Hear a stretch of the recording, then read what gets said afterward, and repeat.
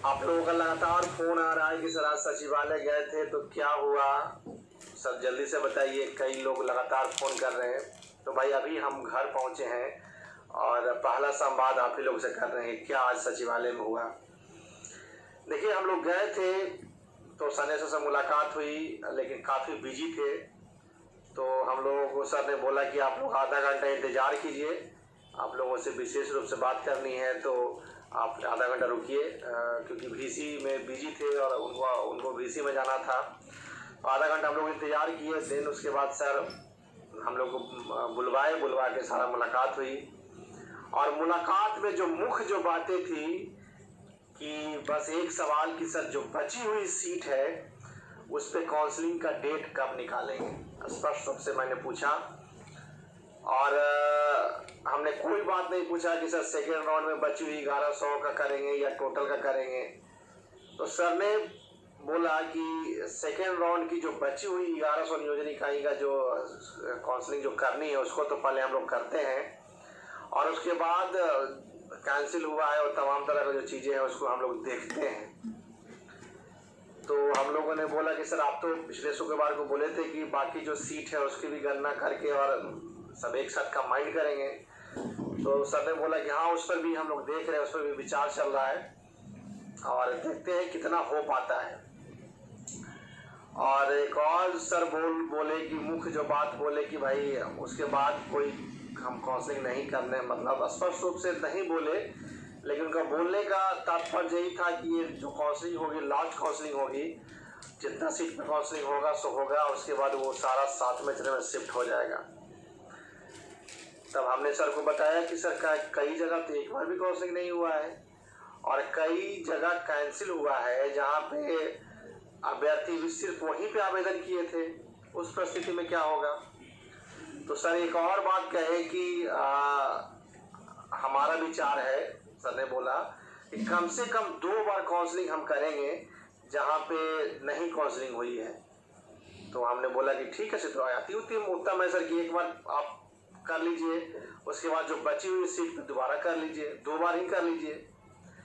तो ये बातें हुई, लेकिन जो मुझे लग रहा है कि जो स्थिति बन रही है शिक्षा मंत्री द्वारा, जो लग रहा है कि जो सचिवालय को संज्ञान में डाला गया है कि बस एक बार काउंसलिंग करना है, जितना का हो पाता है कीजिए, उसके बाद 7वां चरण में शिफ्ट कर देंगे। तो ये संज्ञान में हम लोग डाले कि भाई कम से कम सर एक बार तो जो 1100 नियोजन इकाई का आपका बचा है और जो भी कुछ कैंसिल हो उसको कर लीजिए, उसके बाद शेष जो बची होगा उसको थर्ड राउंड में आप कर लीजिए। तो सर इस बात से एग्री हुए और कहे भी हैं कि देखते हैं पहले तो कितना का हो पाता है उसको कर लेते हैं, उसके बाद थर्ड राउंड का हम लोग उस पर विचार करेंगे। मतलब आप समझ सकते हैं विचार करेंगे, हो सकता है कि वो कैंसिल वाला शिफ्ट हो जाए 7वां चरण में, एक गंभीर मसला है। तो हम लोगों ने कहा कि सर कम से कम एक बार तो जहाँ पे काउंसलिंग नहीं हुआ है वहाँ पे एक बार कर लीजिए, और बाकी जो है बची हुई जो कुछ सीट वहाँ पे नहीं भरता है या किसी वजह से कैंसिल होता है या कुछ और समस्या होती है, तो कम से कम 2 बार तो कीजिए। आपने कमिटमेंट भी किया था, कई जगह एक बार भी नहीं हुआ है, तो सर उसमें एग्री हुए हैं। और अब इस संबंध में शिक्षा मंत्री से जिससे मुलाकात करना है, हम देखते हैं कल का अपॉइंटमेंट मिल पाता तो ठीक है, नहीं तो मंडे को तो हो नहीं पाएगा क्योंकि जनता दरबार लगता है, तो मंत्री जी वहीं रहते हैं। मंगलवार को हम लोग शिक्षा मंत्री जी से मिलेंगे और मिल के सारा बात को क्लियर करेंगे कि सर आप बोले थे कि भाई जब तक सीट नहीं भरेगा तब तक काउंसलिंग करेंगे, ये नया क्या बात आ गया कि आप बोल रहे हैं कि 1100 नियोजन इकाई का करेंगे, उसके बाद फिर देखेंगे, विचार करेंगे, सोचेंगे तो 7वां चरण में शिफ्ट हो जाएगा, ये समस्या। तो ये सारी बातें हुई और फिर बात हुआ कि सर काउंसलिंग का डेट कब निकालेंगे, ये तो सर कब कितना सीट पे करेंगे, कब करेंगे, कितना सीट पे करेंगे और कैंसिल वाला करेंगे कि नहीं, ये सब बातें हुई। तो सर ने बताया कि निर्वाचन आयोग को हम लोगों ने लेटर के माध्यम से सूचना दिया है नियोजन करने के लिए कि अप्रूवल दीजिए। वो लेटर नहीं आया है, लेटर आते ही यदि लेटर आ जाता है तो दशहरा के पहले हम काउंसलिंग कर लेंगे। यदि लेटर आने में डिले होती है तो सारा एग्जीक्यूटिव दशहरा में और छुट्टी और दीपावली में छुट्टी हो जाता है, तो फिर हम दशहरा दीपावली के बाद काउंसलिंग करेंगे। 1 से 2 दिन में मंडे ट्यूसडे तक यदि लेटर आ जाता है तो हम काउंसलिंग दशहरा के पहले करा लेंगे। यदि नहीं आता है तो फिर हम दशहरा के बाद करेंगे। तो ये सब समस्या जो है, काउंसलिंग का डेट नहीं आ रहा है, ये सब समस्या है, उसको हम लोग देख रहे हैं। और दूसरा जो सवाल था कि सर चयनित अभ्यर्थियों को नियुक्ति पत्र कब मिलेगा, और ये जो दूत जांच करेगा ये कब तक करेगा सर, क्या करेगा, कैसे करेगा? आप जिला शिक्षा पदाधिकारी को क्यों दे दिए ये सारा कुछ करने के लिए? तो सर ने कहा कि भाई नियुक्ति पत्र तो तभी मिलेगा जब सर्टिफिकेट की जांच होगी। हमने बोला ठीक है सर, बरोबर है, सर्टिफिकेट की जांच कर लीजिए, कोई दिक्कत नहीं है, लेकिन कब तक जांच होगा, एक रेड लाइन तो होना चाहिए ना। उस लेटर में तो अंकित भी नहीं है। तो सर बोले कि एक मिस्टेक हुआ है हम लोगों से, वो रियलाइज की, क्योंकि संजय सर भाई वो एक्सेप्ट करते हैं चीज़ों को, जैसे रंजीत सर चीज़ों को समझते थे ये भी समझते हैं, और उन्होंने रियलाइज किया, बोला कि ये हमारे दिमाग से स्लिप कर गया, उसमें मुझे डेट निर्धारित करना चाहिए था कि इतना डेट तक जिला शिक्षा पदाधिकारी को जो है जांच प्रक्रिया पूरा कर लेना है। तो इसमें हम करते हैं कि एक और लेटर उसमें हम बाद में ऐड कर देंगे कि इतना डेट तक जो है जिला शिक्षा पदाधिकारी जांच को कंप्लीट करे, पूरा करे, और कैसे कैसे करे उसका भी डिटेल उसमें हम डाल देंगे। तो मैं समझता हूँ कि, और सर ने बोला कि देखते हैं कि जिला शिक्षा पदाधिकारी कर पाते हैं, क्या करते हैं, तो उसको शुरू करने दीजिए। तो ये सब बातें हुई। तो चलिए भाई, जो जिसका चयन हो गया उसका तो नियुक्ति पत्र आज न कल मिल जाएगा। जो चयन अभ्यर्थी नहीं है उनका दर्द को समझ सकते हैं, डेली फोन करते हैं और परेशान है, युवा खास करके और बीसी कैटेगरी जो 70 से नीचे अभी तक जो बैठे हुए हैं, लगभग उनकी संख्या 1 लाख है। तो उनके लिए मुझे काफ़ी चिंता हो रहा है, और लोगों का हमेशा कंप्लेन भी रहा है कि सर थर्ड राउंड की काउंसलिंग बची हुई सीट पे कोई नहीं बात करता है, जो चयनित अभ्यर्थी है उनको नियुक्ति पत्र के लिए बात करता है। इस बात से भी हम एग्री करते हैं कि कुछ लोग ऐसा कर रहे हैं, लेकिन आप चिंता नहीं करें, हम आपके साथ हैं। और जब भी हम जाते हैं तो पहले यही सवाल करते हैं, और वो चयनित अभ्यर्थियों को साथ में लेके जाते हैं कि ताकि उनका भी दुख दर्द सर से जाके बात करें और हल्का हो।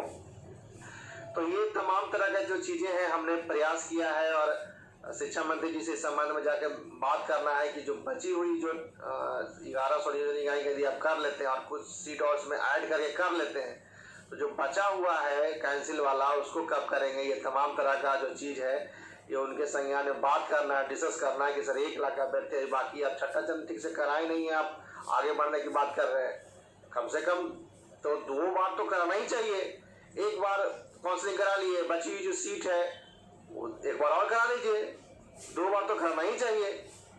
अब तो कई जगह 1 बार भी नहीं हुआ है। कम से कम तो संजय सर भी इस बात पे एग्री किए कि जहाँ पे 1 बार हो गया है तो दोबारा कराएंगे, जहाँ 1 बार भी नहीं हुआ है तो 1 बार करा के दोबारा फिर से कराएंगे। तो ये समझदारी वाली बात है। वो बात हुई कि भाई चलो भाई 2 बार कराएंगे, चलो भाई 2 बार भी ठीक है, 1 बार में जितना अभ्यर्थी को चयन होना हो जाएंगे, सेकंड बार में उसी प्रखंड उसी पंचायत में दोबारा काउंसलिंग होगी बची हुई सीट पर 2 बार में। आप चलिए भाई 2 बार ही ठीक है। तो ये तमाम तरह की जो चीजें हैं वो बात हुई है। अब इस पर निरंतर हम लोग काम करेंगे, नहीं तो मालूम चलेगा कि काउंसलिंग नहीं हो पाया और दशहरा के बाद शिफ्ट हो गया। अब इस पर हम लोग पूरे पिछले शुक्रवार से हम लोग लगे हुए हैं और आगे कई रणनीति बना के इस पर काम करना है। आप लोग धैर्य बना के रखें, काउंसलिंग का डेट हम लोग निकलवा के रहेंगे, चिंता नहीं करना है। दूसरी जो बात है कि सीटेट एक्ट का जो मामला है ये बहुत पेचीदा और गंभीर मसला है। कई लोग जो है, कई अभ्यर्थी है वो चादर ओढ़ के सोए हुए हैं कि सीटेट को तो कुछ भी नहीं हो सकता है। तमाम तरह का जो चीजें हैं उल्टा पुल्टा ग्रुप में लिखते रहते हैं। थेथर जो होता है ना, कई लोग कि थेथर है, चयन हम करा लिए हैं और थेथर की तरफ सो गए हैं। उस सब थेथर को हम बोलना चाहते हैं कि भाई होश में रहो, नहीं तो बेहोश हो जाओगे, ठीक है, सुप्रीम कोर्ट में लड़ना पड़ेगा। तो हमारा ये कहना है कि आप लोग जो अभ्यर्थी फाइनेंशियल सपोर्ट नहीं कर सकता है वो कम से कम ग्रुप में उल्टा पुल्टा एक्टिविटी ना करे, उल्टा पुल्टा बात को ना लिखे। ये सीटेट एक्ट बहुत गंभीर मसला है। आपको हम कई बार समझा चुके हैं कि आप जेन्युइन भी हैं तो आप पे कोई मुकदमा कर देता है तो आपको साबित करने के लिए कि आप जेन्युइन हैं, आपने कोई भी किसी का कुछ भी नहीं बिगाड़ा है, आप किसी का नुकसान नहीं किए हैं, कोर्ट में एक वकील को रखना पड़ता है। और वो व्यापक रूप से अच्छे वकील यदि होते हैं तो तरीका से अपना बात को रखते हैं। इसीलिए हम लोग इंटरवेन करते हैं कि बिहार सरकार ठीक से बात को नहीं रख पाएगी तो हमारा जो एडवोकेट है, महंगे जो वकील हम लोग वरिष्ठ वकील किए हैं, इतने बड़े बड़े वकील हम लोग रखे हैं, तो वो उसमें इंटरवेन करके हमारे तरफ से जो बातें हैं वो कोर्ट के संज्ञान में डाले। तो भाई इतना लंबा मामला चल रहा है कि कंटिन्यू हेयरिंग हो रही है इसमें, क्योंकि हम तो भाई टेंडर दिए थे लेकिन उसके बावजूद भी इतना हेयरिंग हो रहा है कि एक्सपेक्टेशन है सर का कि भाई फी को बढ़ाया जाए। और क्योंकि काफ़ी हेयरिंग हो रहा है तो उस परिस्थिति में पिछले बार सर का कहना भी था कि जो है उनका जो एक्सपेक्टेशन है वो अब किसी का भी रहेगा, क्योंकि सुनवाई इतना हो रहा है कि 5 सुनवाई 7 सुनवाई हम लोग को लगा था 3 या 4 सुनवाई में ख़त्म हो जाएगा। तो आप लोग से निवेदन है कि जो चयनित अभ्यर्थी हैं वो फाइनेंशियल सपोर्ट करें। संघ में पैसा नहीं है, जो भी पैसा था बचा हुआ पैसा जो बच्चे अभ्यर्थी दिए थे सारा मिला के हम लोगों ने एडवोकेट साहब को दिया, और संघ में पैसा नहीं है कि ताकि हम लोग इस मामले को आगे देख सकें। तो आप लोग कमजोर मत कीजिए और उल्टा पुल्टा एक्टिविटी कर रहे हैं, उल्टा पुल्टा मैसेजबाजी कर रहे हैं ग्रुप में, वो सब बंद कीजिए। और ये काफ़ी गंभीर मसला है और ये यदि कुछ भी 19-20 होता है तो सीधा सुप्रीम कोर्ट में मामला चल जाएगा, और फिर सुप्रीम कोर्ट में मामला चल जाएगा तो कब केस टेकअप होगा कहना मुश्किल है। तो हम ये नहीं कह रहे हैं कि हम केस हार जाएंगे, लेकिन भाई केस हम लोग जीत रहे हैं, लेकिन व्यापक तरीके से मामला को रखने के लिए फंड की आवश्यकता है। आप लोग फाइनेंशियल सपोर्ट करें, आज खास करके नए अभ्यर्थी हेल्प करें, ताकि क्योंकि हम लोग सिर्फ सीटेट पे ही डिपेंडेंट हैं। तो आप संघ का जो अकाउंट है पप्पू कुमार के नाम से उस पर फाइनेंशियल सपोर्ट करेंगे ताकि आगे हम लोग व्यापक रूप से इस पे काम कर सकें। और जो थिएटर बनाई है उसको बंद कीजिए। आप लोग 1500 आप कंट्रीब्यूशन करेंगे तो आप लास्ट है तो चयनित अभ्यर्थी जो चयनित है भाई, उनको तो हम कुछ कहते ही नहीं कि जो आपको लगता है वो आप कीजिए, लेकिन जो चयन हो गए उनका जिम्मेवारी बनता है कि भाई इस मामले में मदद करें। आपके लिए रात दिन आदमी दौड़ रहा है, सुबह से शाम तक काम कर रहा है, सुबह से शाम से तक वकील के यहाँ सारा डिस्कशन कर रहा है, और फंड की कमी से हम लोग कमजोर हो जाएंगे, ठीक बात नहीं है। तो सभी शिक्षक साथी से निवेदन है कि फाइनेंशियल सपोर्ट करें, संघ को मजबूत करें। संघ में पैसा अब नहीं है, आगे का जो हेयरिंग है वो हम लोगों को कराना है मजबूती के साथ। और बाकी जो अभ्यर्थी जो चयन नहीं हुए वो चिंता नहीं करना है, हम आपके साथ हैं, उसका प्रयास हम लोग कर रहे हैं। जल्द से जल्द काउंसलिंग का डेट निकालने का प्रयास करते हैं। और कई बातें हैं जो है क्या क्या एक्टिविटी किया जा रहा है इंटरनली, वो सब बात नहीं बताया जा सकता है, लेकिन चिंता नहीं करना है दोस्त। 35 सर का चयन हुआ है, लगभग 50,000 55,000 का तो चयन करा के रहेंगे, और बाकी तो सीट SC क्लास की महिला और EBC क्लास की महिला का तो खाली रह जाएगा। और महिलाओं का जो सीट है वो पुरुष को नहीं मिलेगा मेरे दोस्त। ये हमने प्रयास कर लिया, सचिवालय और सरकार दोनों एग्री, मतलब सरकार और सचिवालय दोनों ने डिटरमाइन कर लिया है कि अब अगला नोटिफिकेशन आएगा उसमें भी कुछ हेरफेर करेंगे, इसमें नहीं करेंगे। तो अब इसको सरकार चाह रही है कि जितना जल्द हो क्लोज करें और आराम से जांच करें, 1 साल में, 6 महीना में, 4 महीना में, जो सरकार को जैसा दिख रहा है। क्योंकि यदि सरकार चाहती तो पोर्टल के थ्रू जांच कराती, तो खैर उसके लिए भी हम लोग संघर्ष करेंगे। फिलहाल जो तलवार लटका हुआ है वो सीटेट एक्ट का है, 4 तारीख को सुनवाई है, उसमें हम लोग तरीके से व्यापक रूप से सुनवाई कराएं चयनित अभ्यर्थी। तो इस बात को ध्यान दीजिए। और जो काउंसलिंग नहीं हुआ है, बची हुई सीट पर उस पर अभी हम लोग प्रयास कर रहे हैं।